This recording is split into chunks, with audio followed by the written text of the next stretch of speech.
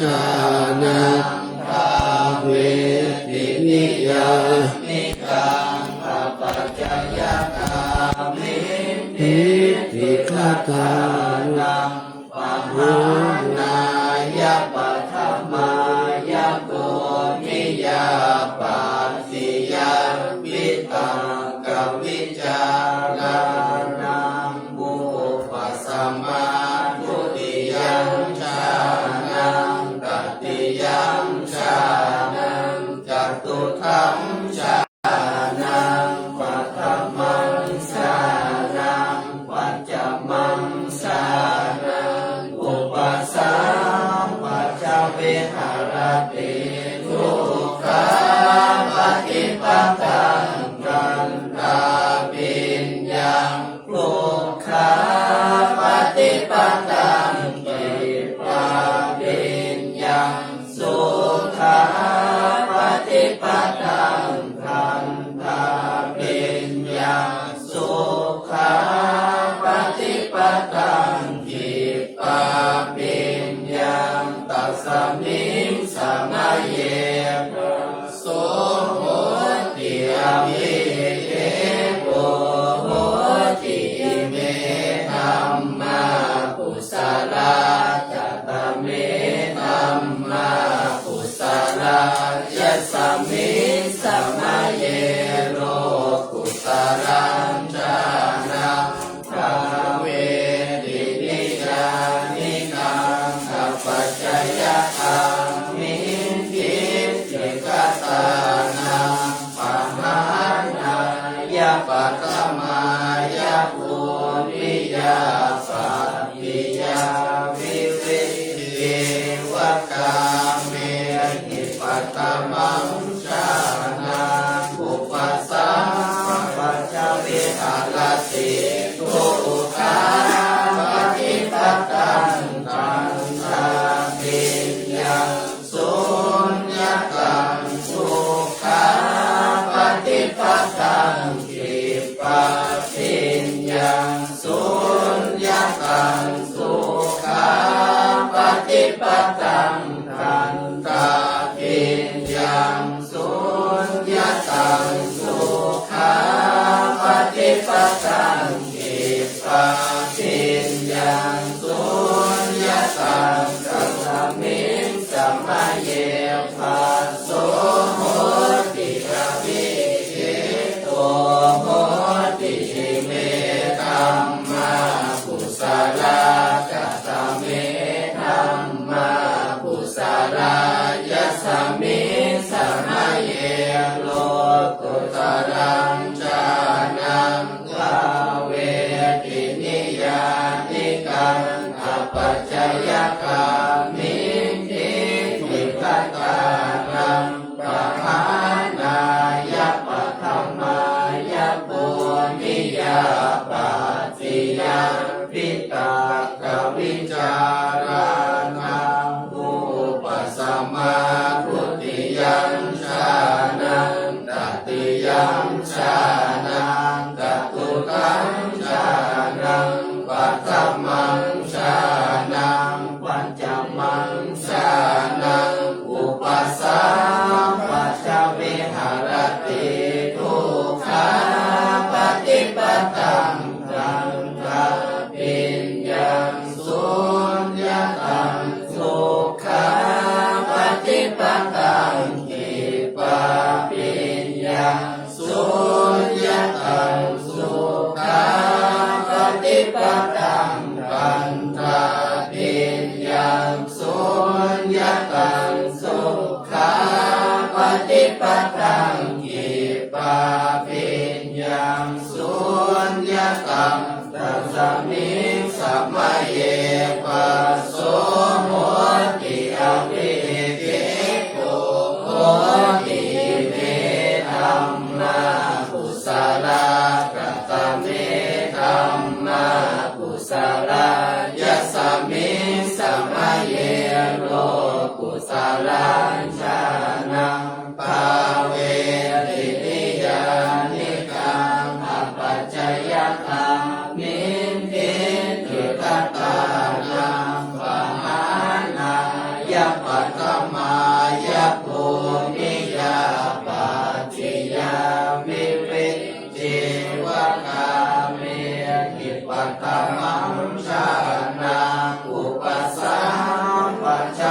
หรติทุกขาปฏิปตังคันธาปิญญังอาปานิหิตังทุกขาปฏิปตังทิปะปิญญังอา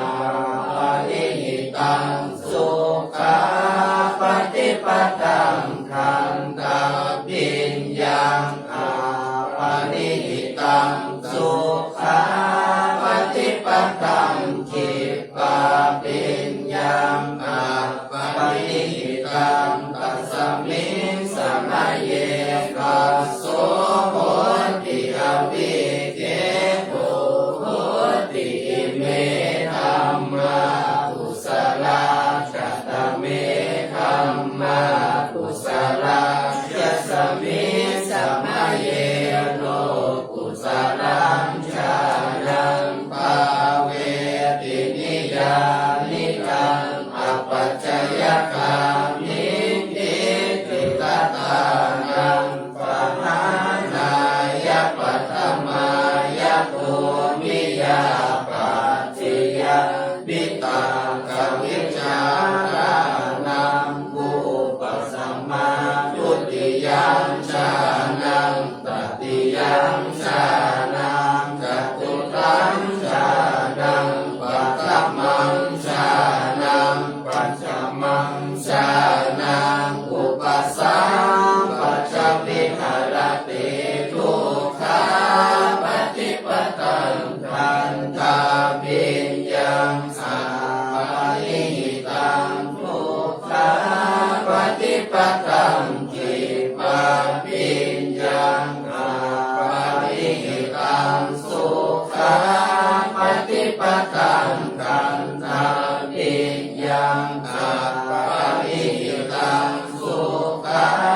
ปฏิปตังทิปะปิญญังอาปานิหิตังตัสสมิงสมัยเย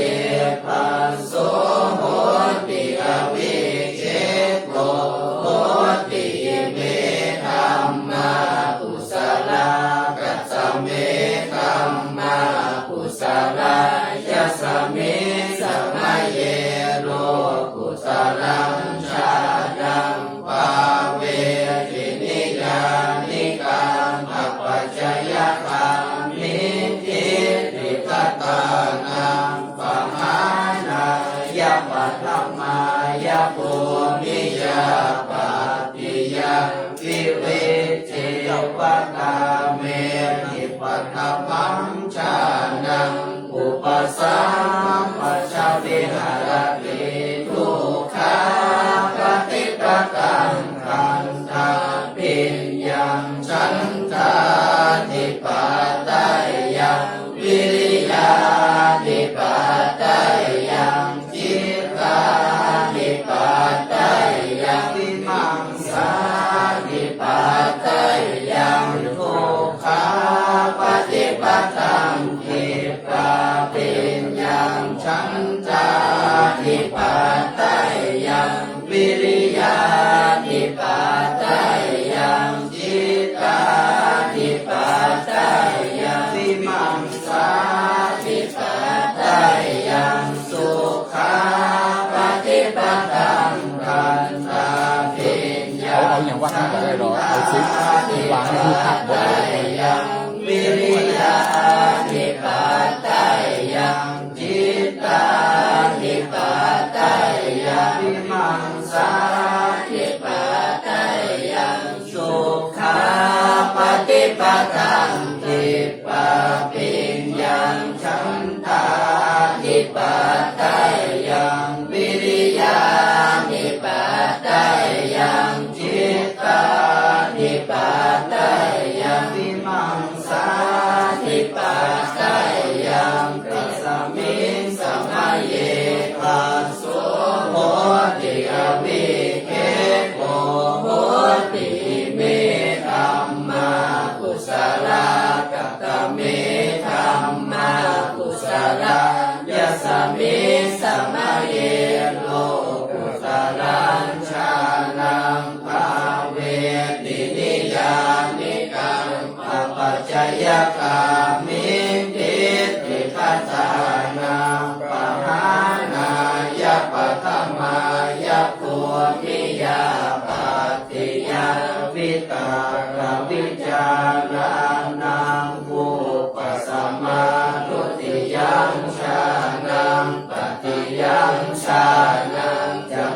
ขังชา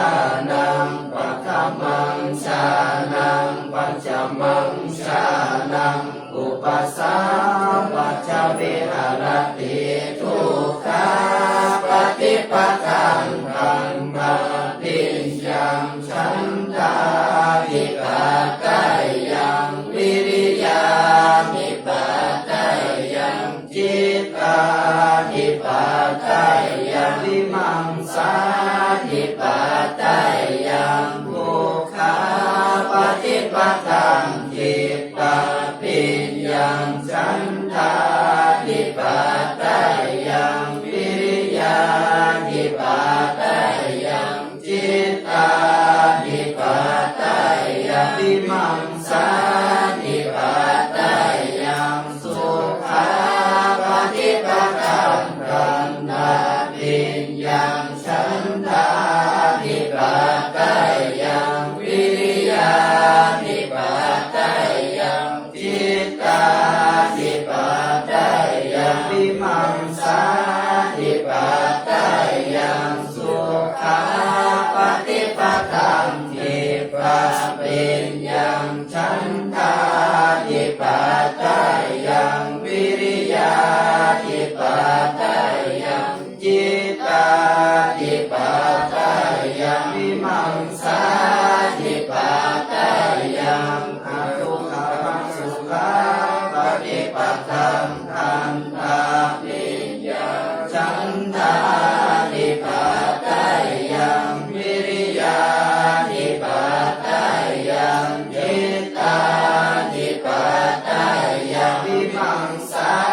นิปัสสายังอทุกขมังสุขาปฏิปทานทิปะปิญญังฉันทานิปัสสายังวิริยานิปัสสายังจิตตานิปัสสายังวิมังสานิปัสสายังตัสสมิงสัมมาเยปัสโสโหติอวิเคโปโหติเมธัมมากุสลา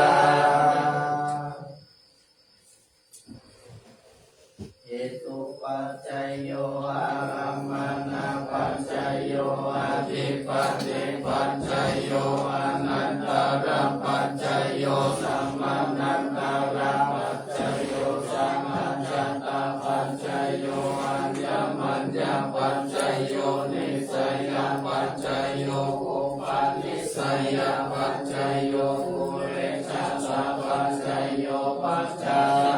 ปัจจัยโยอาเสวนาปัจจัยโยกัมมาปัจจัยโยวิปัสสปัจจัยโยสัมมาปัจจัยโยอินทรียปัจจัยโยทานปัจจัยโยมังคปัจจัยโยสัมปายุตตปัจจัยโยวิปายุตตปัจจัยโยอภิปัจจัยโยทัตติปัจจัยโยตปัจจัยโยวิธิกาทิปัจจัยโย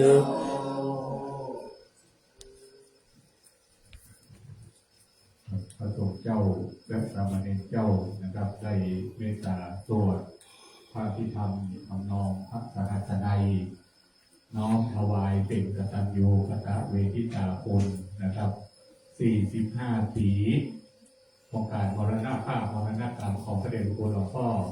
พระเทพวิสุทธาจารย์อินทร์สงฆ์อภิชโยอดีตเจ้าคณะจังหวัดเชียงใหม่อดีตเจ้าอาวาสวัดพระธาตุเจ้าดอยสุเทพซึ่งเมตตาธรรมของพระเดชพระคุณหลวงพ่อประธานเสนาบดีจะได้น้อม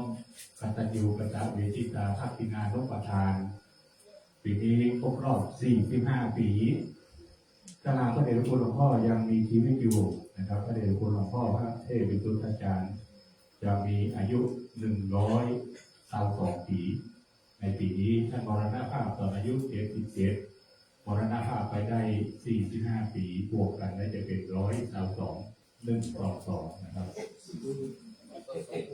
ครับต่อไปจะได้ทอดผ้าไตรบรรพบุรุษไตรแรกนั้นกราบไหว้ศาลในเมตตาธรรมของพระเดชพระคุณหลวงพ่อพระธรรมเสนาบดีได้น้อมขึ้นทอดเป็นไตรที่1 ใจที่สองเป็นใจที่10นะครับขอเมตตาธรรมของพระเจ้าพระสงฆ์นะครับโดยการนำของพระอาจารย์พระมหาสกลวิโรจนกิติได้นำพระเจ้าพระสงฆ์นะครับอีก9รูปนะครับ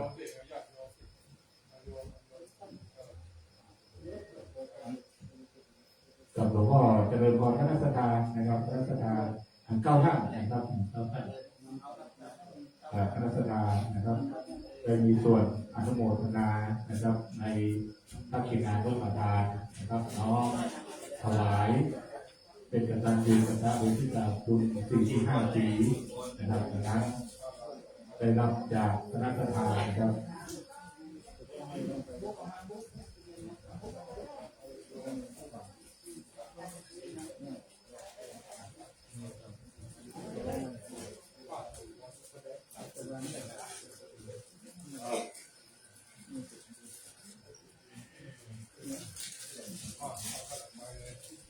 กับท่านก็แล้วก็เราไปนั่งที่นั่งตามเดิมนะครับ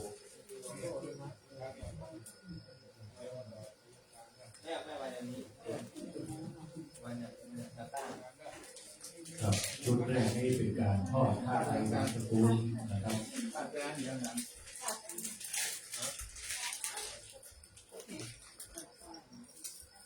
ทุกแล้วก็แล้วกลับไปนั่งที่ตรงกับตรงนี้นะครับครบเอาไว้ให้เขาจะถ่ายเนี่ยเขาจะถ่ายกินน้ำครบนะบริษัทพิจารณา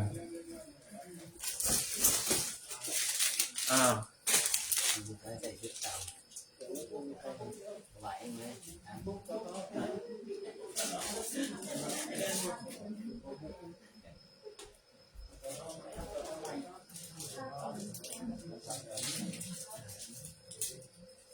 กินแล้วมาคุ้มแน่หมด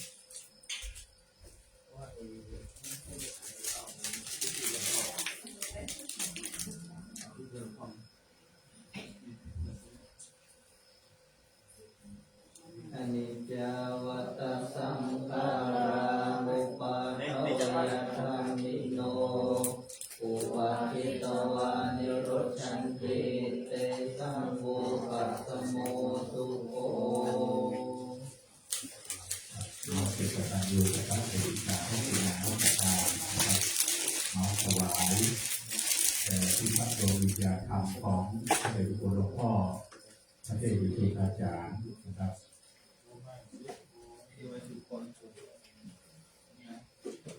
อาจจะเกิดมีคนที่ท่านนะครับนักทานนะครับหรือคนที่ยังไม่ได้ทอดผ้าที่ลุกมาในพวกของทุกคนนะครับอย่างที่คนเราจะถวายประตูปัจจัยนะครับโยมศิลาภานะครับที่มากับท่านอาจารย์พระปูกรัตน์นะครับคุณฤาษีพรนะครับคุณโยมทั้งสองนะครับเชิญนะครับจะมีส่วนในโฆษณาน้อมถวายนะครับ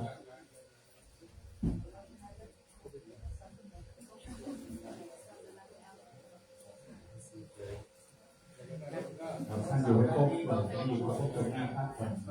ทางการเองนะครับ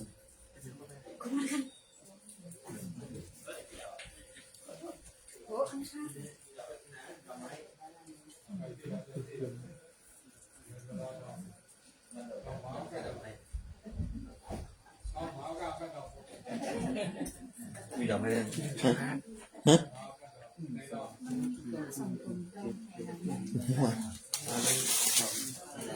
ทุกฟุกอ่ะเข้ามาเ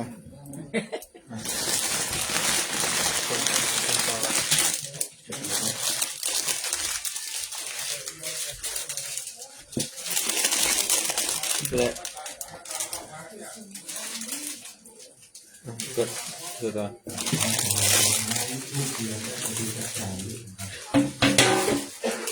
นี่พิพัฒน์เลยมันนี่เราถึงตอนไหนพร้อมแล้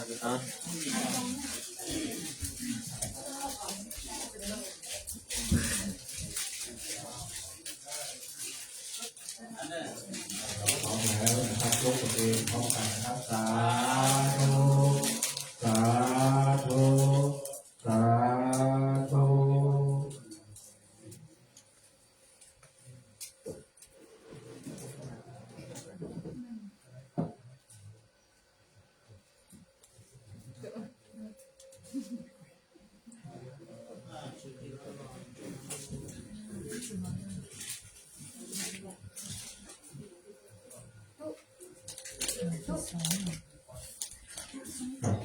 นี้เราจะรับพรในภาคส่วนของส่วนพระอภิธรรมพระธรรมในก่อนนะครับ ยะหาวาริวะหาปุราปาริปุเรนติสาปรังเอวะเมวะอิโตทินังเตตานังอุปกัปปติอิจิตังปฏิตังตุมหังคิปะเมวะสมิจฉโตสัพเพปุเรนตุสังกปาจันโทปนรสโสยะถามณิโชติระโสยะถาโยวิวัชชันตุสัพพะโรโควินาศตุมาเตภวัตวันตรายโยสุขีติกายุโกภวะอภิวาทนาสิริสนิจังพุทธาปัจจายโนจัตตารโอธรรมาวัฏันติอายุวันโนสุขังภะลังโหตุสัพพมังคลังรักขันตุสัพพะเทวตาสัพพะพุทธานุภาเวนัสสตตาสุ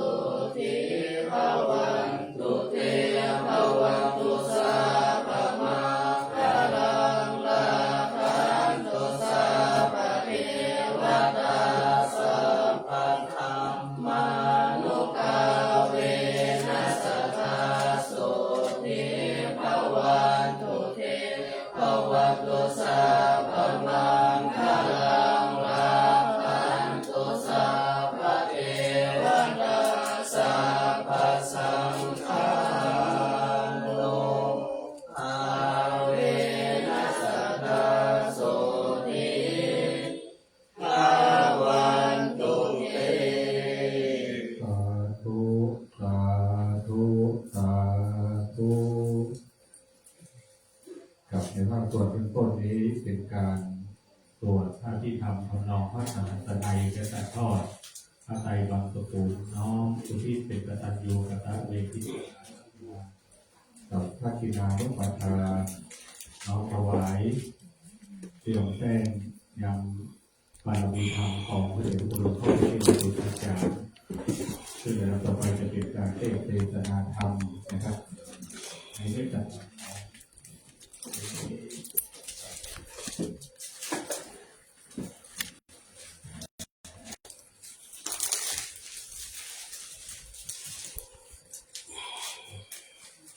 ในวันนี้ได้รับในการนำจาก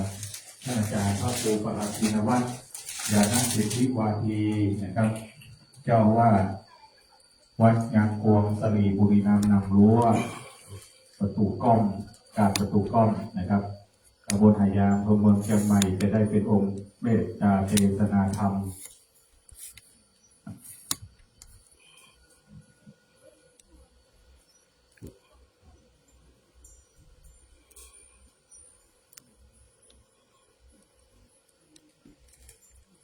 กับพระเดชพระคุณหลวงพ่อพระเทพวิสุทธาจารย์นามเดิมอินสมอาคารเกิดเมื่อวันที่25เดือนพฤศจิกายนพุทธศักราช2446ณอำเภอสันทรายจังหวัดเชียงใหม่โยมปีคมพุทธศักราช2457ณวัดร้องซักตำบลสันนเมงอำเภอสันทรายจังหวัดเชียงใหม่โดยมีพระอธิการเมืองใจสิริวิชโยวัดร้องซักเป็นพระอุปชาอุปสมบทเมื่อวันที่7เดือนพฤษภาคมพุทธศักราช2466ที่วัดร้องสักตำบลสันนเมงอำเภอสันทรายจังหวัดเชียงใหม่โดยมีพระอธิการอุเรือนคันทรโสนะครับเป็นวัดแม่ขาวเป็นพระอุปชามีพระอธิการสมวัดสันนเมงเป็นพระกรรมวาจาพระอธิการตุ้ยวัดร้องสักเป็นพระอนุสาวนาจารย์นะครับ ตำแหน่งการปกครองนะครับพศ 2484 เป็นเจ้าคณะอำเภอเมืองเชียงใหม่ พศ 2484 เป็นพระอุปัชฌาย์ได้รับแต่งตั้งเป็นพระอุปัชฌาย์ พศ 2486 เป็นเจ้าอาวาสวัดทุงยู พศ 2494 คณะสงฆ์จังหวัดเชียงใหม่ ได้มีมตินิมนต์พระเดชพระคุณหลวงพ่อเป็นเจ้าอาวาสวัดพระธาตุดอยสุเทพราชวรวิหาร พศ 2505 เป็นรักษาการเจ้าคณะจังหวัดเชียงใหม่ พศ 2507 ถึง 2523 เป็นเจ้าคณะจังหวัดเชียงใหม่นะครับนี่คือประวัติโดยย่อนะครับของพระเดชพระคุณหลวงพ่อพระเทพวิสุทธาจารย์อิสมอภิชโย ซึ่งมรณภาพนะครับเมื่อวันที่25 เดือนมิถุนายน 2523 สิริตอนนั้นอายุ 77 ปี และวันนี้ครบรอบ 45 ปีของการมรณกรรมรวมแล้วพระเดชพระคุณหลวงพ่อมีอายุ 122 ปีในปีนี้นะครับตอนนั้นจึงเป็นวันกตัญญูน้อมสำนึกอุทิศส่วนบุญส่วนกุศลเป็นพระทินานุปทานพระเดชพระคุณหลวงพ่อพระเทพวิสุทธาจารย์เป็นพระอุปชฌาย์ของพระเดชพระคุณหลวงพ่อพระธรรมเสนาบดีนะครับตอนนั้นในค่ำคืนนี้คณะสัตยาสาธุชนเอา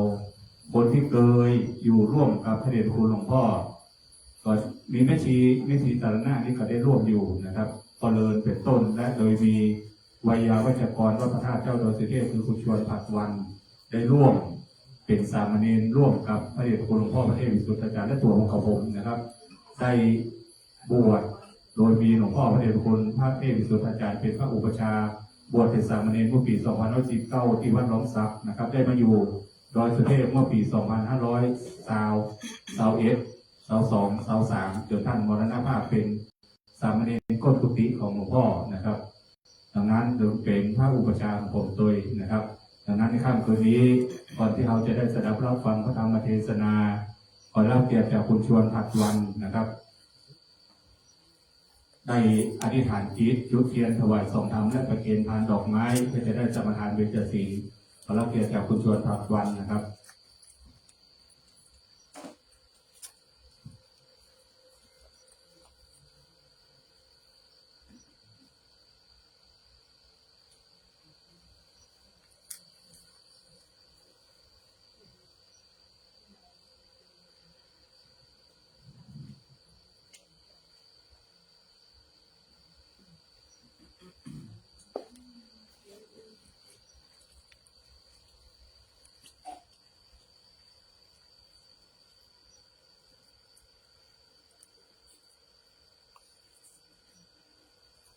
วันนี้คณะสัตยาสาธุชนนะครับสมทานศีล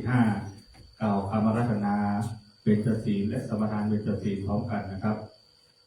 มะยังพันเตวิสุงละกนาทายะติสรเนนะสหปัญจศีลานิยาจามะ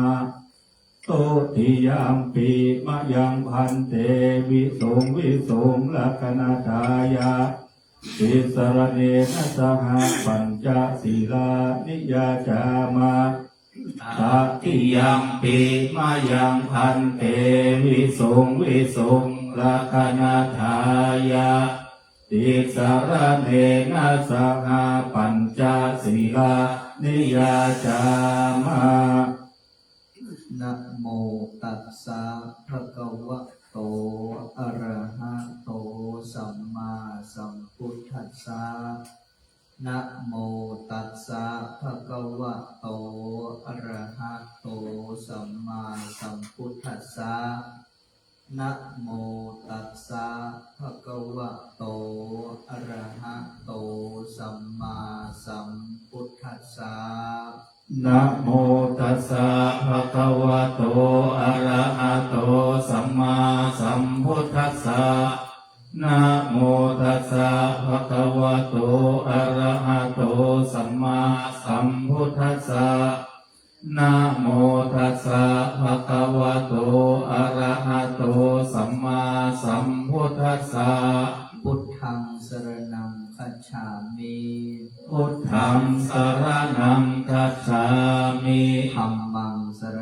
คัจฉามิ ธัมมังสรณังคัจฉา สั มิ งฆังสรณังคัจฉามิ สังฆังสรณังคัจฉามิ ทุติยัมปิพุทธังสรณังคัจฉามิ ทุติยัมปิพุทธังสรณังคัจฉามิ ทุติยัมปิธัมมังสรณังคัจฉามิ ทุติยัมปิธัมมังสรณังคัจฉามิ ทุติยัมปิสังฆังสรณังคัจฉามิ ทุติยัมปิสังฆังสรณังคัจฉามิ ตติยัมปิพุทธังสรณังคัจฉามิ ตติยัมปิพุทธังสรณังคัจฉามิ ตติยัมปิธัมมังสรณังคัจฉามิ ตติยัมปิธัมมังสรณังคัจฉามิ ตติยัมปิสังฆังสรณังคัจฉามิ ตติยัมปิสังฆังสรณังคัจฉามิ ปานาติปาตาเวระมณีสิกขาปะทังสมาธิยามิ ปานาติปาตาเวระมณีสิกขาปะทังสมาธิยามิ อาทินนาทานาเวระมณีสิกขาปะทังสมาธิยามิ อาทินนาทานาเวระมณีสิกขาปะทังสมาธิยามิ กาเมสุมิจฉาจาราเวระมณีสิกขาปะทังสมาธิยามิ กาเม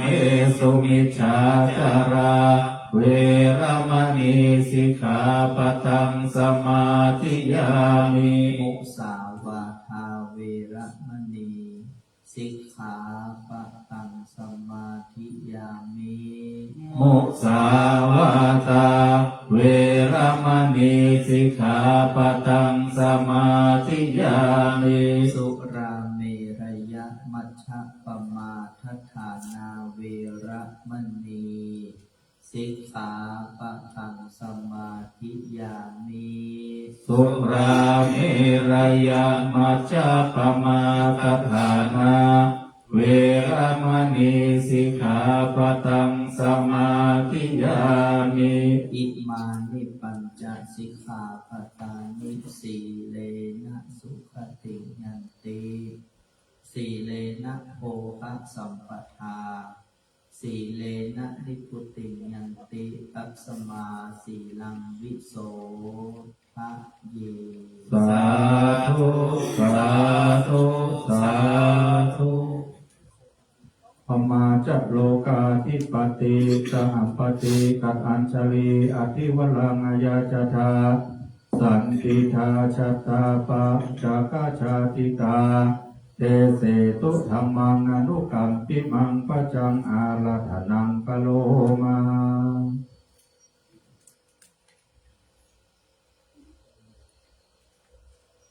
ยกมือ10 นิ้ว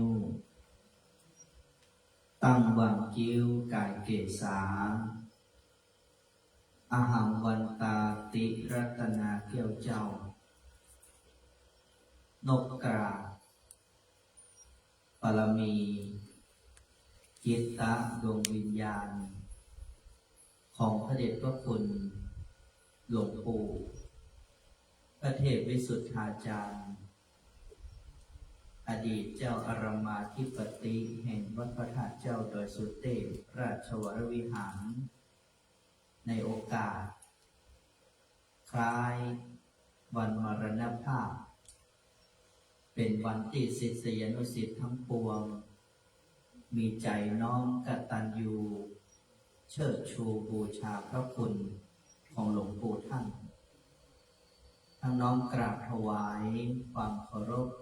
ในร่มบารมีธรรมของพระเดชพระคุณ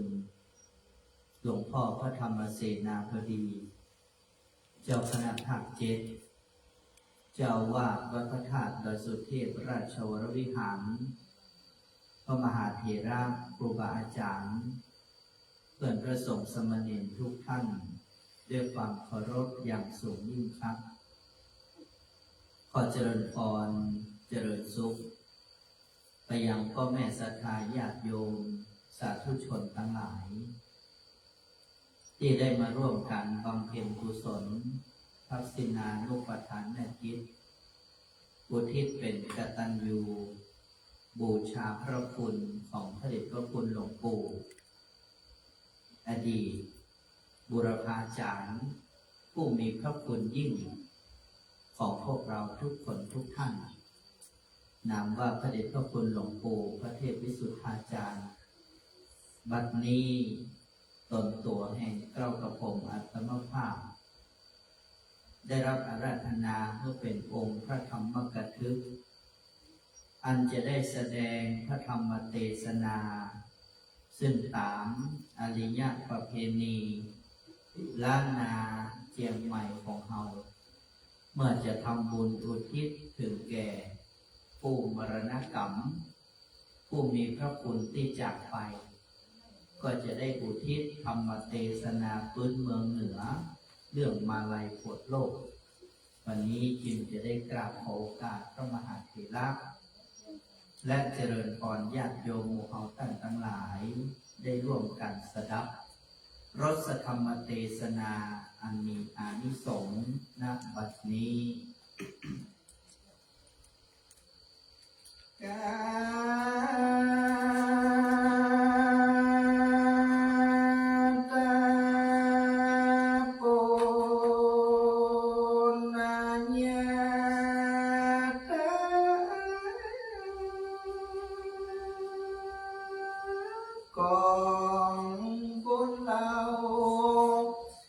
ได้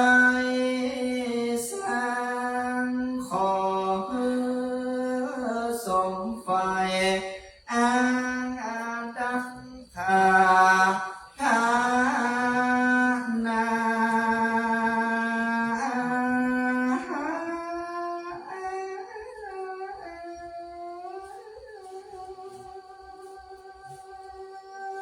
ขอนาบุญกุศลนั้นยืงดินาติสมณะสัทธามุลาสัทธาโมหะตันเจ้าจะได้อุทิศถึงแก่พระเดชพระคุณหลวงปู่ประเทพวิสุทธนาถ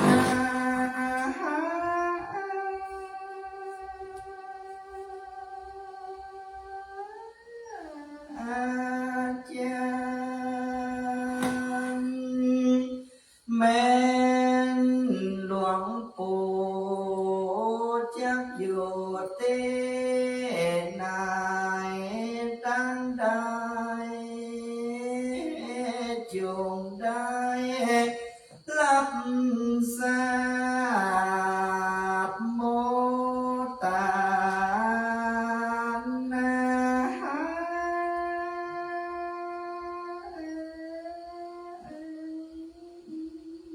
บุญเธอได้ฌานได้บรโภคปนติญาพระติดตุกเธอได้ถึงสุขเสวยโภ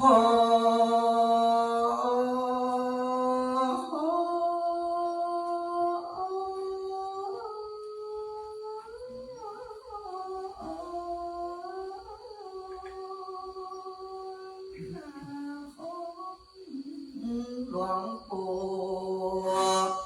เจ้าจงได้น้อมโมตานา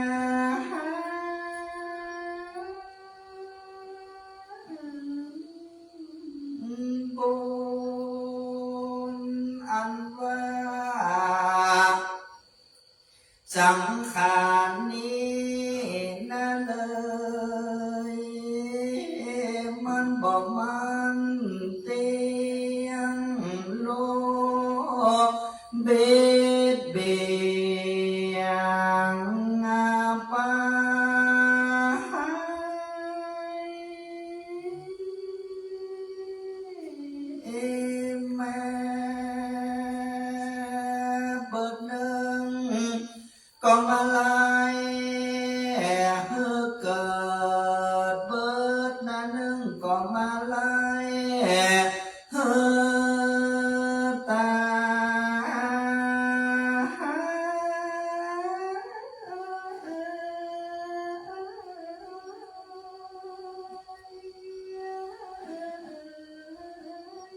บ่เว้นเป่าสักหนอ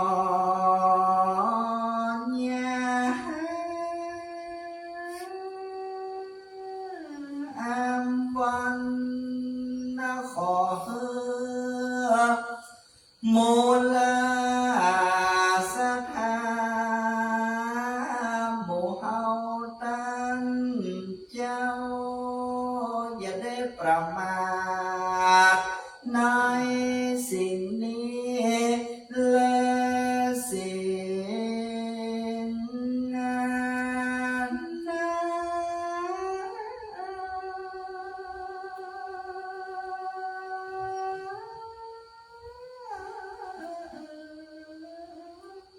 ก็จะได้ความสำเร็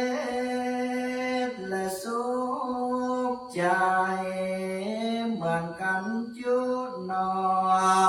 จ้า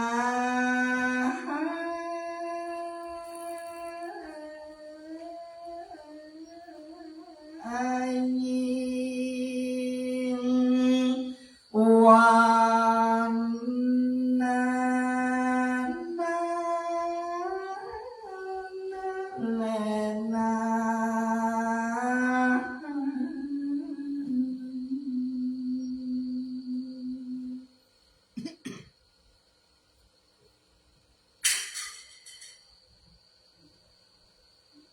นะโม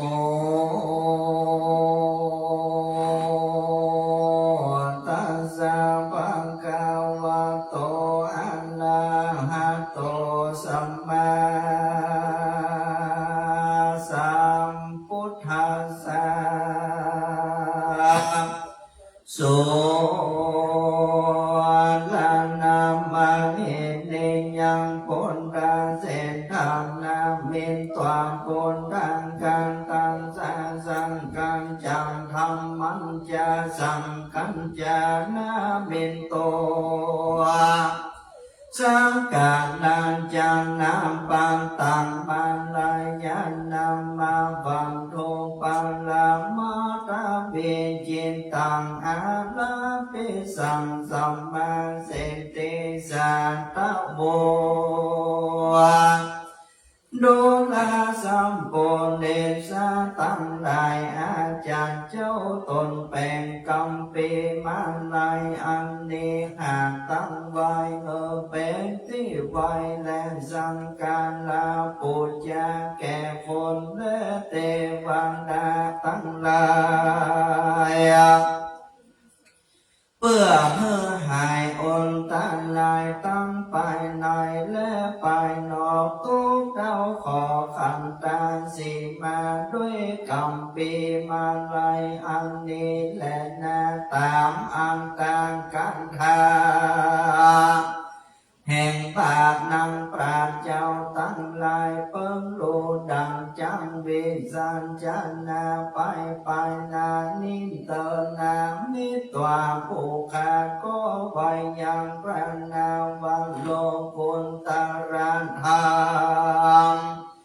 เจ้าเก่าประการคำตังพระปาลียันติธรรมดวงพันเสดคำตังพระอาลียทรงตนเลิศจินใสสะอาดตนปาติมาตามลอยพระพุทธบาทศรัทธาเพื่อนึกเกิดศรัทธาปัสสะตาแก่กาแก่เจ้าลูกหลานและเทวดาตั้งหลายและนาอาติเตกาเลใน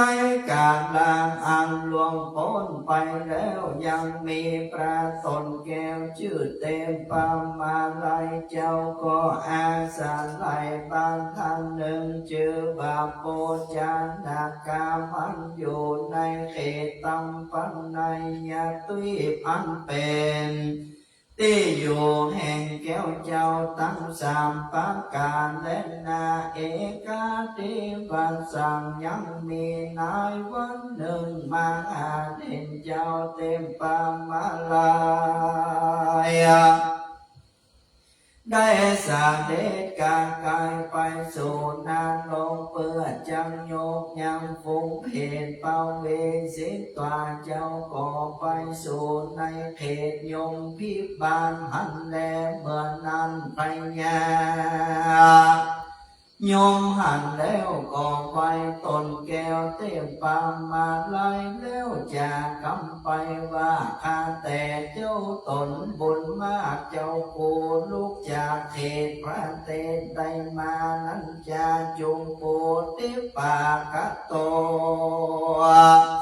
มาหาเหตุเจ้าเตปามาลายก็ขานกำไปเร็วรีบบาเราลูกจากจุงปูตุยเมืองคนมาย้อนบ่มีกำผ่าทางน้ำมังไข่โพดยังสักอันตองตุกโตดในอัมบายและนายะมันลาจาอาหาตินันพญายมมาลากอมายกมืออาภิวาทวันตาบาคาแด่พระบุญนาตนองค์อาจอันว่ามนุษย์สัจจาจุมปูเขายังดูกระตำบวนเลิกาตัมบาปอัญจาสเปสัตตาอันบาสานานามนมากันว่าเขาตายลักขาดจากเมืองคนก็ปาเงาตนมาสู่อัมบายยังมีหลายเหลือล้นเขาก็ผ่าทั้งนาใครเหือพ้นจากโตโตได้เสวยสุขจ้อยโจดเจยบานด้วยเต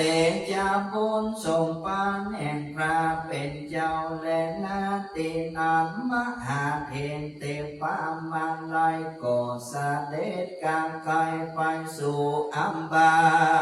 ยก็มาหันสัตว์นานโลกลายมวลมากไปทางลงยังวิบากนานาตามกรรมปามาตกแต่งนาโลกแปดแห่งปุนกัว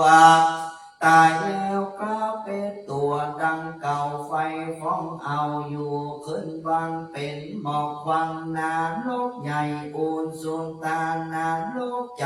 สามานโลหะกุมพิหารใจจ้าวีตาลันนีไฟลูกกาเป็นเปลี่ยวสังคาตาเป็นดังเหี่ยวไฟไม่เดือดอาเวจีร้อนบ่อเหือดดังฟ้องไฟโลลูว่านางโลเมื่อเป็นสัตว์เป็นไปได้ยังสันตานาโลเป็นดังเครื่องกงจับบินริญญานั้นนานับปอเศร้ามหาเทนเตปมาลายเต้าว่ามีใจมั่งใครโปรดมือสั่งได้พ้นจากตรงโตดในอัมบายเจ้าก็บ่ดูได้แต่ใจเว้นแต่โปรดบ่ได้ย้อนว่าเว้นหาประการเหตุยังต้องโตดห่างอันนันตาลียกรรมหยาบจ้าจังรอไว้ทาประงานลียเมตไตมาโพดจริงจะปนโตดเมื่อปลายโลนตีนันมหาเด่นเจ้าเต็มปามาไล่ก่อนเลีกสันเด็จกับไก่มาสู่ยังตีอยู่ยามันดาจะก็ไขขี้ยา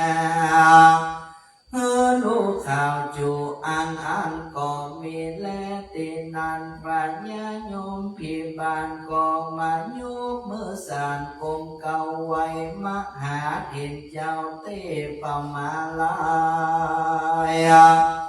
แล้วจากต้องไปโอกาสบาข้าแต่พระองค์อาจสินสีขอสั่งกำดีเมื่อบอกแก่เจ้าเมืองนอกจุมปูว่าเมื่อปากันมีสินจูอย่าได้ขาดอย่าได้ประมาทตั้งตานอย่าได้มีใจหาบาปเศร้าอย่าด่าสั่งข้าเจ้า และจีพรางเมื่อใดปาติมาตามไปใจอย่าตัดไม้สลีมาหาโพอย่ามาแก้วโกเจดีกันว่าได้ตายหนีจากเมืองคนเพื่อได้เอาตนไปเกิดในห้องฟ้าเลิศเมืองสวรรค์อย่าได้พันมาสู่ยังติอยู่อาเวจีขอพระตนบุญมีตันเจ้าเอากำนิดเราเมื่อบอกแก่เจ้าเมืองนอกจุมปูอันว่ามหาเทนเตปะมาไลกันได้ยินกำไข่แห่งโยมมาดันจาก่อนรีบเสด็จมาด้วยดวงอากาศก็มาสู่อาวาสวิหารตนก็มีแลปูนาติวาเสกันหลอดวันล้วนลุงเจ้ามาหาเห็นเจ้าก็ถือบาททานลงพาขาดปริมณฑลแล้วเสด็จทนไปสู่บ้านโปจานากามก็ปินติบาทพันแลมานุสาอ่านว่าคนหน้าตาลายหนุ่มเทาเขาหันมาหาเห็นเจ้ามาเป็นที่บาทก็ประกันโอกาสยอดรานยังพิขานเข้าน้ำบอกขาดคำจูโพยิงใจตีน้ำตนปุ้นภายมหาเด่นเจ้าก็โอกาสเล่าเจียนจาว่าดูแลอุปาสกาอุปาสิกา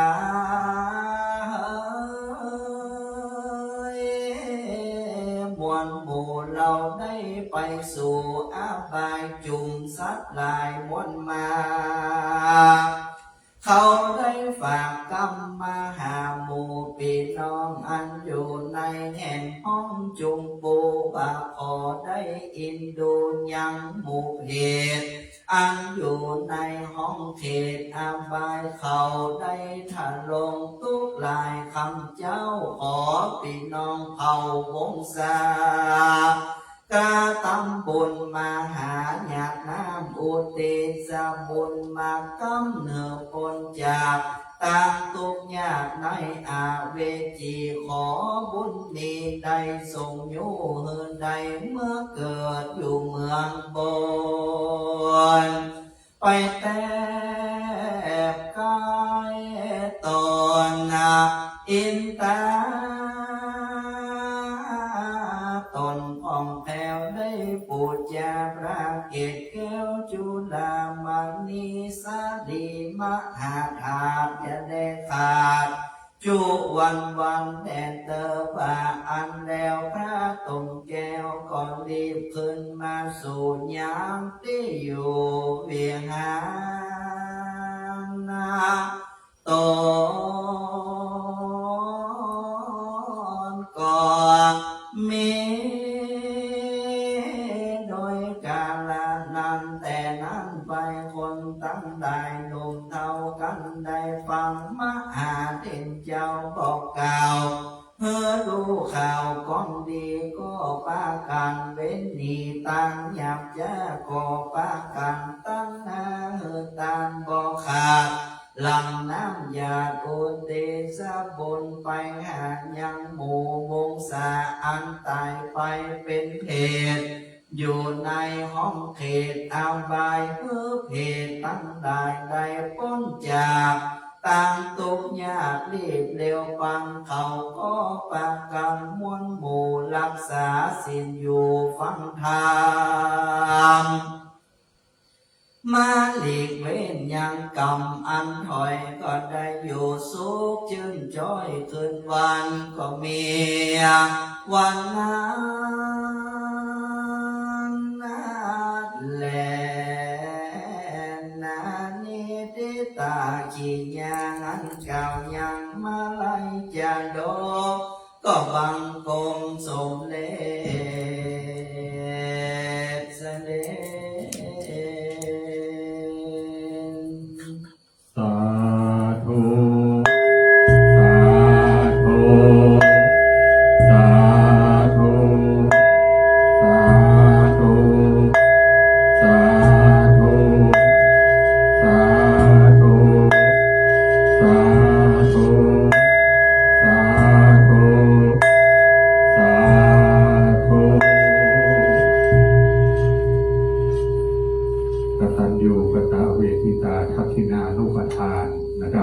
เทศนาธรรมอะไรโพธิโลกหรือเทพะอะไรซึ่งเป็นธรรมที่นิยมในการเทศนาอุทิศส่วนบุญส่วนกุศลไปถึงผู้วายชนซึ่งในค่ำคืนนี้ภายใต้ร่มบารมีธรรมพระเดชพระคุณหลวงพ่อพระธรรมเสนาบดีซึ่งเป็นอันเตวสีของพระเดชพระคุณหลวงพ่อพระเทพวิสุทธาจารย์ได้น้อมร่วมกับคณะสัตยาสาธุชนพ้องออกไม่ออกทุกคนทุกท่านนะครับได้น้อมเป็นกตัญญูกตเวทิตาคุณเทศนาจบไปนะครับต่อไปจะได้น้อมนำประเคนถวายบูชาการเทศการธรรมนะครับพระเดชพระคุณหลวงพ่อขอเจริญพรนะครับคณะสัตยาญาติโยมได้เป็นผู้ขึ้นน้อมประเคนนะครับขอรับเกียรติจากครับเบื้องต้นจะน้อมถวายบูชาคุณศีลบูชาคุณธรรมของครูบาเจ้าศรีวิจัยนักบุญแห่งล้านนาไทยในมณฑลพิธีนี้ได้อัญเชิญรูปหล่อของครูบาเจ้าประดิษฐานเป็นมังคละเป็นมงคลนะครับถวายบูชาคุณศีลคุณธรรมนะครับขอรับเกียรติจากคุณพ่อเจริญประเสริฐศรีนะครับได้น้อมถวายบูชาคุณศีลคุณธรรมของครูบาเจ้าศรีวิจัยเป็นเบื้องต้นก่อนนะครับ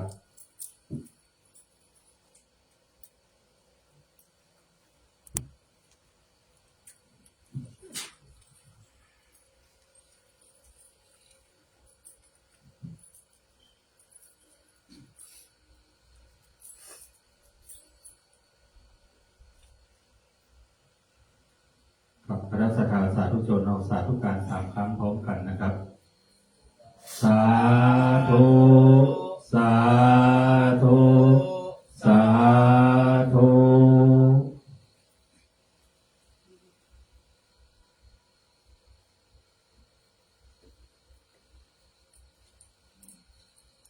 กับถวายบูชาการเทศน์ธรรม3 ท่าน 3 คนนะครับ1แม่ศรีสรณะเกศแก้วนะครับ2แม่บัวแก้วประเสริฐศรี3แม่ต้อยสุจิราธรรมณีนะครับเป็นน้อมถวายในนามของคณะสัตยาสาธุชนพอออกไม่ออกติดจองของวัดนะครับได้น้อมถวายประเคนบูชาการเทศน์การธรรม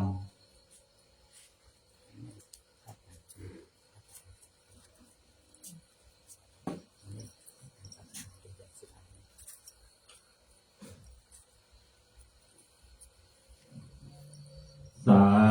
ธุสาธุสาธุ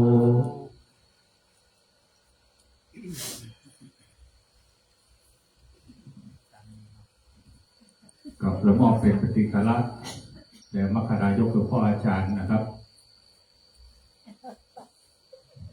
ลงนภาทวิสุวรรณนะครับอ่อนเรือนไก่กินล่านะครับมาทุกท่านเลยครับ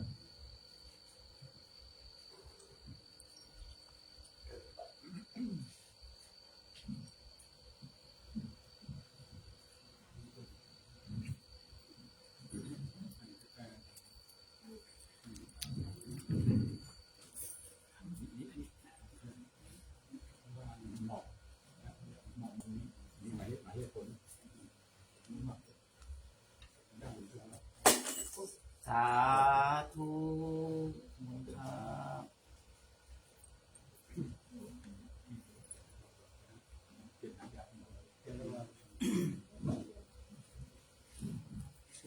กับท่านที่มีน้ำนะครับเตรียมตรวจน้ำรับพรอุทิศส่วนบุญส่วนกุศลเป็นผลบุญทานเป็นมหากุศลเป็นมหาบุญน้อมถวายถึงกิจจโลวิญญาณธรรมของพระเดชพระคุณหลวงพ่อพระเทพวิสุทธาจารย์ณบัดนี้ยะถาวาริวหาปุราปาริปุเรนติสาครังเอวะเมวะอิโตทินังเปตานังอุปกัปปะเตอิจิตังปฏิตังตุมหังคิปะเมวะสมิจจโตสัพเพปุเรนตุสังคปาจันโทปนรโสยะถามณิโชติรโสยะถาสัพพิติโยวิวัชชันโตสัพพโรโควินัสสตุมาเตภวัตวันตรายโยสุขีทีคายุโกภวะอภิวาทนาสีลิสะนิจังวุธาปจาย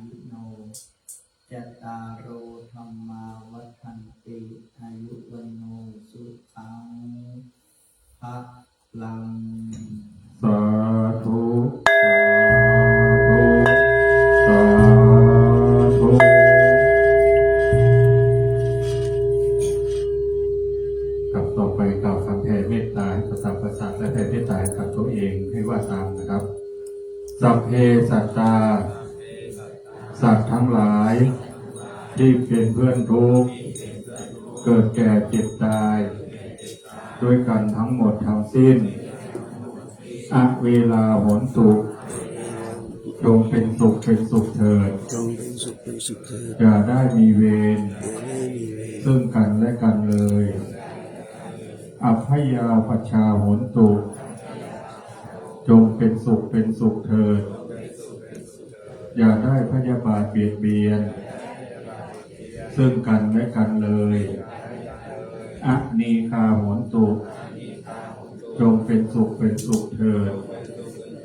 อย่าได้มีความทุกข์กายทุกข์ใจเลยสุขีอัตตานัง สุขีอัตตานัง ปริหารันตุ ปริหารันตุ จงมีความสุขกาย จงมีความสุขกาย สุขใจ สุขใจ รักษาตน รักษาตน ให้พ้นจากทุกภัย ให้พ้นจากทุก ทั้ ภั ง ย หมดทั้งสิ้นเถิด ทั้งหมดทั้งสิ้นเถิด อาหังสุขิโตโหมิ อาหังสุขิโตโหมิ นิทุกโขโหมิ นิทุกโขโหมิ อะเวโรโหมิ อะเวโรโหมิ อะโรโคโหมิ อะโรโคโหมิ สุขีอัตตานัง สุขีอัตตานัง ปริหารามิ ปริหารามิ ขอให้ตัวของเราเอง ขอให้ตัวของเราเอง จงมีความสุข จงมีความสุข ปราศจากทุกข์ ปราศจากทุกข์ ไม่มีภัย ไม่มีภัย ไม่มีเวร ไม่มีเวร ไม่มีโรค ไม่มีโรค อยู่เป็นสุข อยู่เป็นสุข ทุกเมื่อเธอ ทุกเมื่อเธอ ต่อไปเข้าสู่ภาวนาใหม่บุญสำเร็จด้วยการเจริญเมตตาภาวนากำหนดลมหายใจเข้าลมหายใจออกสักเข้าโค้ลมหายใจ เป็นพระบุญกุศลอันยิ่งใหญ่ส่งถึงที่พระดวงวิญญาณของพระเดชพระคุณหลวงพ่อพระเทพวิสุทธาจารย์ด้วยการเจริญเมตตาภาวนาณบัดนี้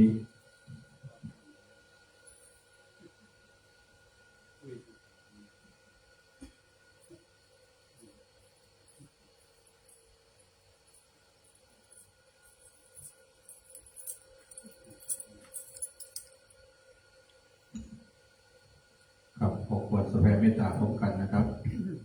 อิตังตานากัมมังนิพพานาปัจจายโยโหตุโนนิจังอิตังศีลากัมมังนิพพานาปัจจายโยโหตุโนนิจังอิตังภาวนากัมมังนิพพานาปัจจายโยโหตุโนนิจังยังกินเจโกสาลังกัมมังสาเปหิกาเตหิกาตังปุญญังโนอนุโมทันตุสุนันตุพุทโตเยเทวาอาสามิงทาเนราธิคาตาทิกายุกาสัทธาหนตุสัพพะสัตตานังสุขีอัตตานังปาริหารันตุมาตาปิตาสุขิตาหนตุสุขาปะมุญจันตุสัพเพยาตากาสุขิตาหนตุสุขาปะมุญจันตุสัพเพยาตากาสุขิตาหนตุสุขาปะมุญจันตุสัพเพกิสาสัพเพยัคฆาสัพเพเปตาสุขิตาหนตุสุขาปะมุญจันตุสัพเพนัคขตาสุขิตาหนตุสุขาปะมุญจันตุสัพเพเทวาสุขิตาหนตุสุขาปะมุญจันตุสัพเพอาจาริโยปัจจายสุขิตาหนตุสุขาปะมุญจันตุสัพพสัมปตินังสามิชันตุโววันตามิพุทธังสัพพังเมโทสังฆามาคาเมพันเตวันตามิธัมมังสัพพังเมโทสังฆามาคาเมพันเตวันตามิสังฆังสัพพังเมโทสังฆามาคาเมพันเตวันตามิกโรอุปัชฌายาจาริเยสัพพังเมโทสังฆามาคาเมพันเตวันตามิกัมมัฏฐา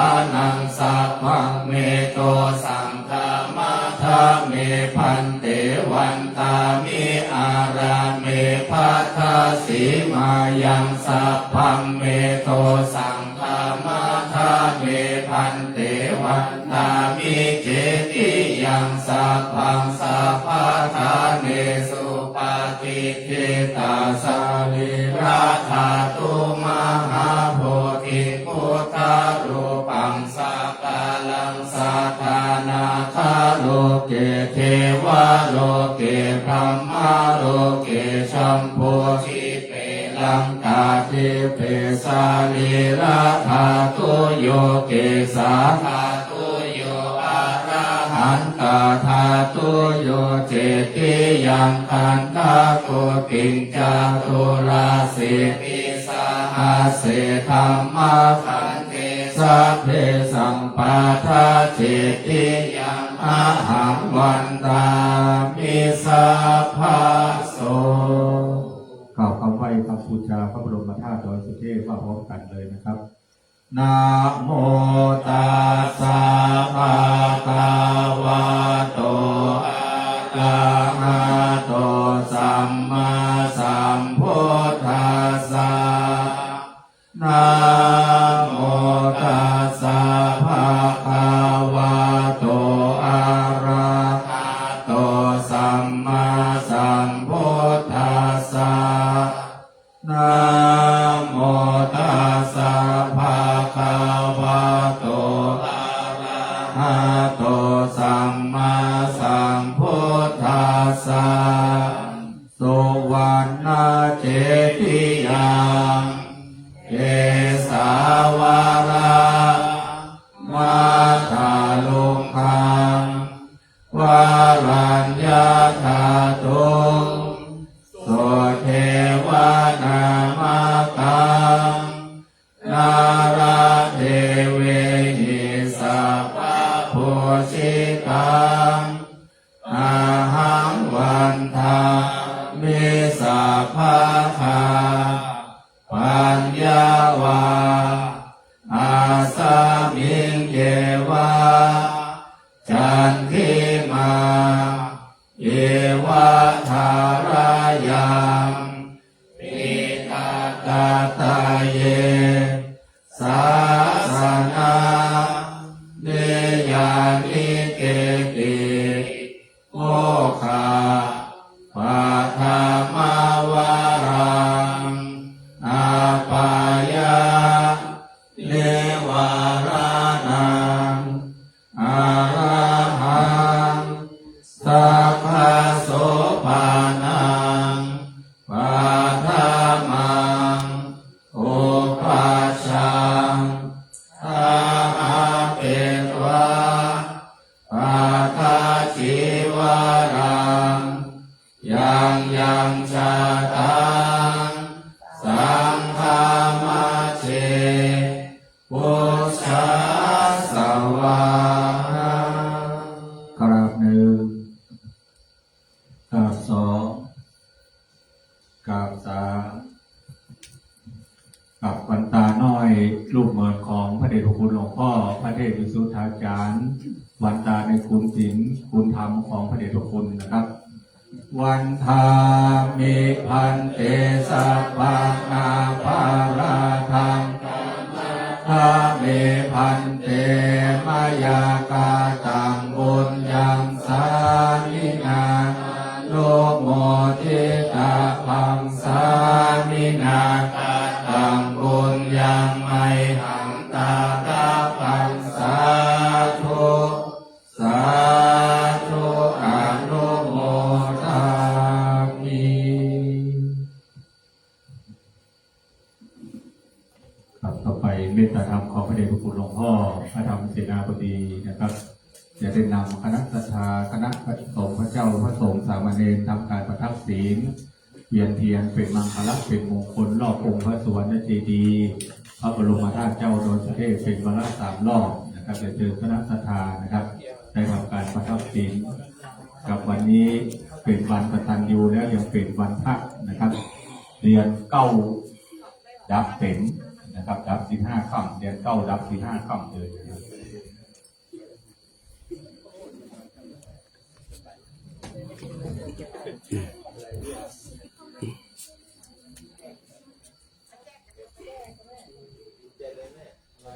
เ อิติ ปิโสภะคะวะอะระหังสัมมาสัมพุทโธวิจจาจาลานาสัมปันโนสุขโตโลกาวิทูอานุตอาโลปุริสธรรมสารทิสัทธาเทวมนุสานังพุทโธภะคะวะติภะคะวะตาธัมโมสันทิติโกกาลิโกเอหิปัสสิโกโอปานายิปัจจตังเวทิตาโพวินโยหิติสุปาปันโนภะคะวะโตสาวกสังโฆปฏิปันโนภะคะวะโตสาวกสังโฆผมมากับปุ่นเขาเฮ้ยภะคะวะโตสาวกสังโฆมิจิปฏิปันโนภะคะวะโตสาวกสังโฆทิตังจัตตาริปุริสโยคานิอัตถาปุริสโภคาลาเอสาภะคะวะโตสาวกสังโฆอาโหนายโยปาหุนายโยทักนายโยอัญชลิกาลานิโยอนุตตาลังอุญญาเกตังโลกัสสะนิเตปิโส ภะคะวะอะระหังสัมมา สัมพุทโธวิชชาจาลานา สัมปันโน โนสุขันโตโลกาวิทูอานุตตาโลปุริสธรรมสาร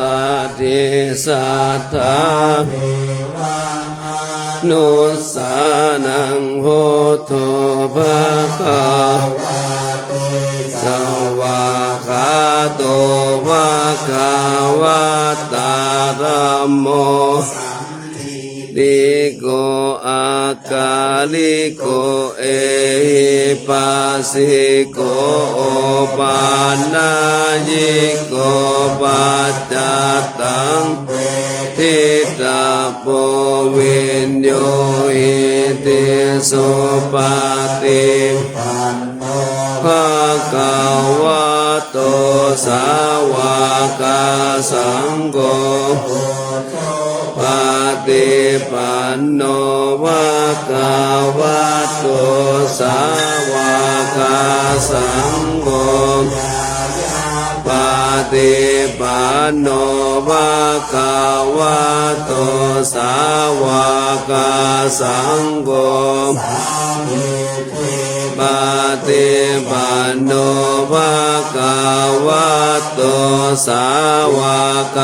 สังโฆตังจัตตาริปุริสโยคานิอัตตาปุริสโภคาลาเอสาภะคะวะโตสังโฆอาหุนายโยนายโยทักขินายโยอัญชลิกาลานิโยอานุตตาลังบุญญาเขตังโลกัสสะปิโต ปาติปันโนภะคะวะโตสาวกสังโฆโอโชปาติปันโนภะคะวะโตสาวกสังโฆ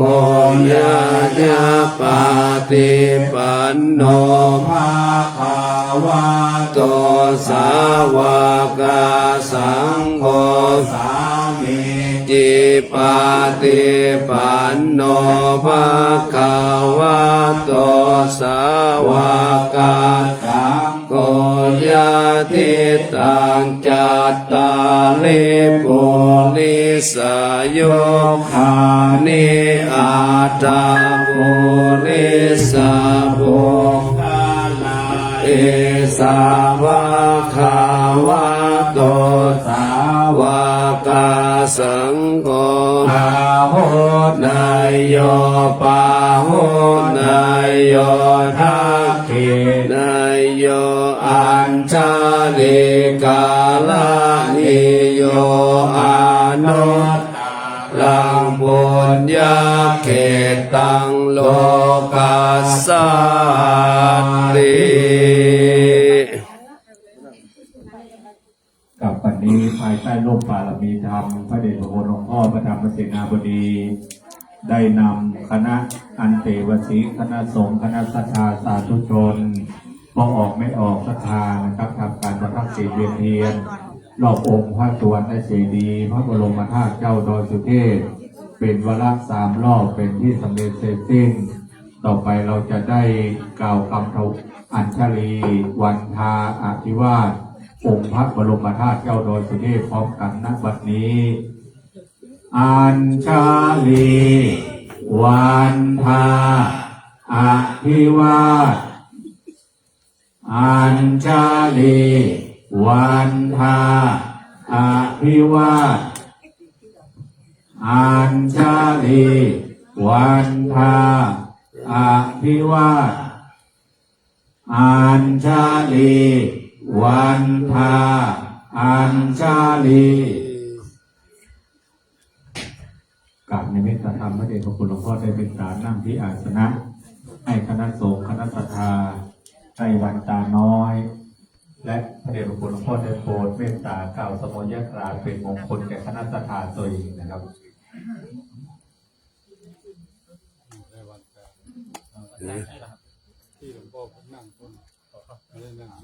กับพระเดชพระคุณหลวงพ่อจะวันตาน้อยนะครับคุณศีลคุณธรรมของพระเดชพระคุณหลวงพ่อพระเทพสุทธาจารย์นะครับครับนิมนต์พระสงฆ์เจ้านะครับ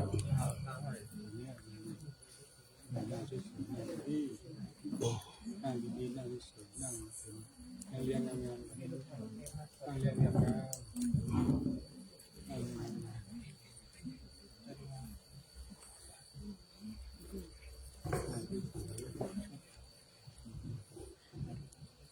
ที่ห้องก็นั่งอยู่ที่นั่นนั่งในโบสถ์อยู่ที่นั่นนั่งสวยจะได้ถ่ายรูปสวยเป็นแถวเป็นแนวดีๆทำเป็นแถวที่เจ้ามาทำแน่นี่มีบางคนดีๆมีง่ายมาเลย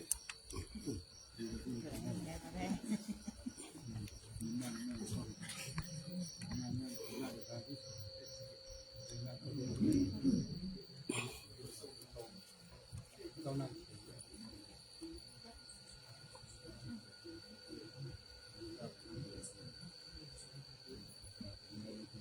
รถไหลเสียรถไหลเสีย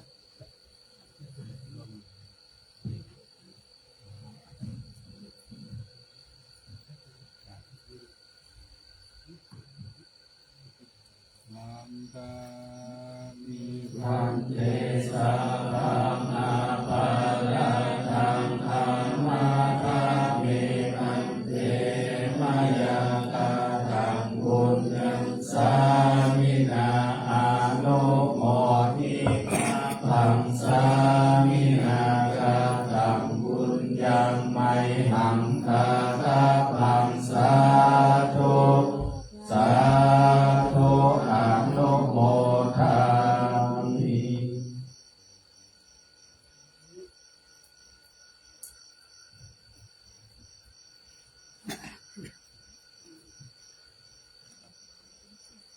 ครับ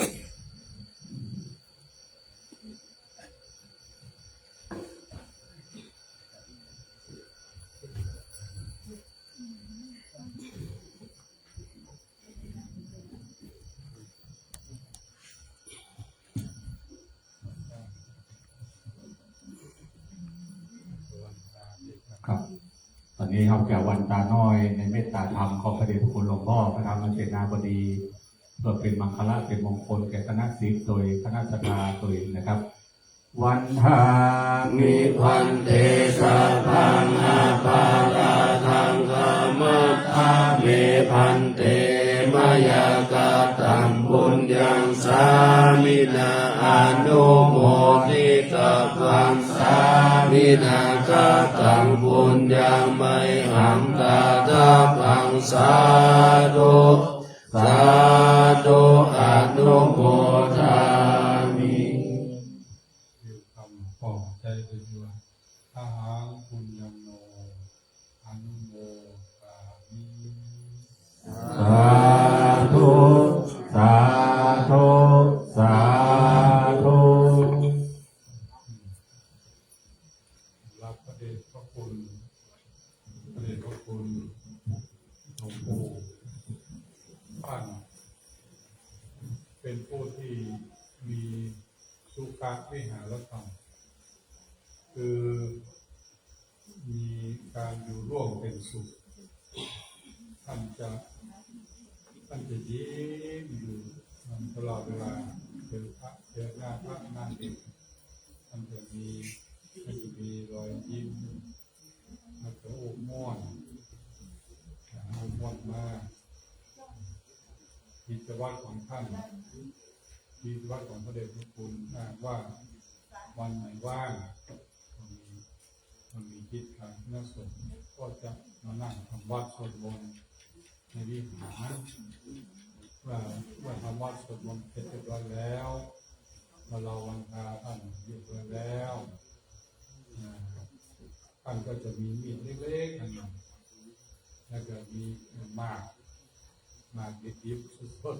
ๆนั่นก็จะน้ำน้ำเค็มแล้วก็จะนั่งเล่านิทานเล่าเรื่องเก่าให้ฟังเราฟังท่านจะมีเป็นพระมหาเถระผู้มีเกียรติใสที่งดงามแล้วก็ใจดีมากที่สุดเลยเรามีความโกรธของใครสักคนเพราะนั้นจึงถือว่าเป็นผู้ที่มีสุขะวิหารธรรมอยู่ร่วมเป็นสุขมากถ้าวันไหนท่านขึ้นธรรมะเป็นโอ้ในวันเป็นสุขพวกเราก็จะมีสุขใจถ้าท่านจะเล่าเรื่องต่างๆให้ฟังได้เล่ามาประมาณสักครั้งเดียวนี่จะเป็นวัดปฏิบัติธรรมนั่นก็เป็นที่เคารพนับถือของพระทุกรูปเลยในจังหวัดเชียงใหม่ก็ดีหรือว่ามาจากที่เป็นไก่ก็ดีที่มาได้มาพบกับท่านพระเดชพระคุณจะเป็นผู้ที่อ่อนน้อมพาพวกเราไปคารวะมีคารวะวัดนครหลวงวัดประบัติวัดพระธาตุดิบุญชัยตอนนั้นหลวงพ่อมีเจ้าหน้าที่อยู่แล้วก็วัดพระบาทพระธาตุพาไปตลอดเวลาพาไปคารวะท่านไปด้วยทุกครั้งในสงกรานต์ใหม่เพราะนั้นเรื่องของคารวะนี่จึงได้รับการถ่ายทอดมาจากเดชคุณท่านหลังจากนั้นมาก็พาพระเนียนไปคารวะแทนท่านจัดแล้วทุกวัดทุกวาพระมหาเถระในที่มันรู้จักพวกเราดี นี่วัดที่ต่างๆญาติโยมก็หลายท่านที่ยังเคยอยู่ร่วมกับท่านอยู่มีความสุขมีบุญอันนี้เป็นปีที่45แล้วปีที่45ปีก็โดยว่านามผลงานว่านามก็คือถ้าเราพยายามลึกภาพเป็นทุกสิ่งทุกอย่างวันที่หลวงพ่อท่านเสียที่ไปอยู่กับท่านที่โรงพยาบาลนั่นนะแต่โรงพยาบาลตอนนั้นมันไม่ได้ซื่อได้ดีอย่างนี้ห้องICUกับโรคต้องมีอย่างแบบนี้แอร์มีสักหน่อยเครื่องมืออุปกรณ์ที่ว่าเหมือนรักษาท่านนี้สว่านที่นักเรียนเราเจาะการบ้านอะไรเจาะไม้เจาะไม้ต้องสว่านเจาะตัวหลัง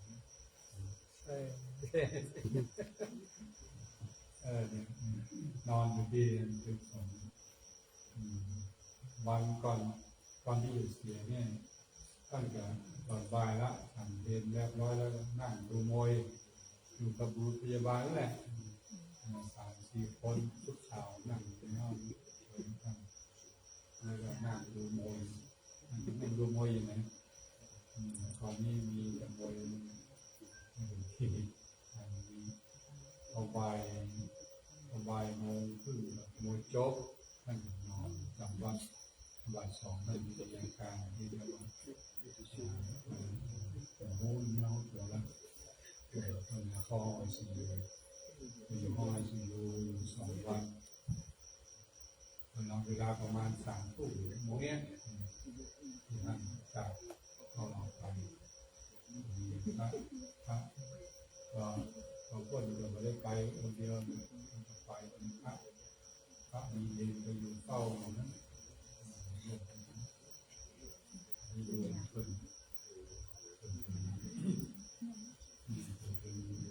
เที่ยงคืนหมออนุญาตให้กลับออกไปได้แล้วใส่รถมาวัดผมกุ๊กมาใส่รถวัดทั้งคืนไว้วันพอวันวัดนอนไปขั้นบด4-5 ลูกที่จำได้ก็มีหลวงพ่อการเจ้าคุณผมวัดพาลุนมานอนด้วยในนี้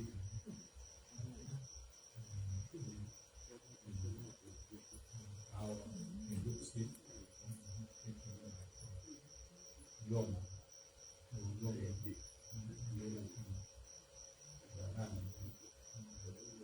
เวลาราชการเอาตรงนี้ที่ถูกอยู่นี่มาสร้างมันก็จะสร้างไว้ราชการก็มี70,000การด้วยเป็นเขียนไว้เลยนะที่ในการถึงว่าเงินอยู่ใกล้เคียง70,000 บาทก็เอาทำหน้าที่น่าประทับใจคือหลวงปู่เสด็จสังฆราชวัดสุทธิชอบพอผ่านมา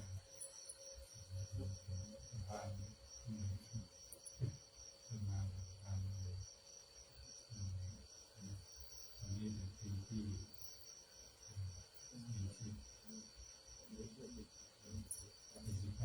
พวกเราได้มาร่วมขอให้พวกเราทั้งหลายรวมโมทนาสาธุแล้วก็มีอายุมั่นยืนยาวนะสุขกายสุขใจปราศจากโรคภัยไข้เจ็บนะขอมีความสุขความเจริญสมมาปรารถนาทุกสิ่งทุกประการด้วยเถิด สาธุสาธุสาธุอีกครบหนึ่งพนมมือนะครับอัญชาลีวันทาอาภิวาอัญชาลีวันทาอาภิวาอัญชาลีวันทาอาภิวา นภาอัญชาลี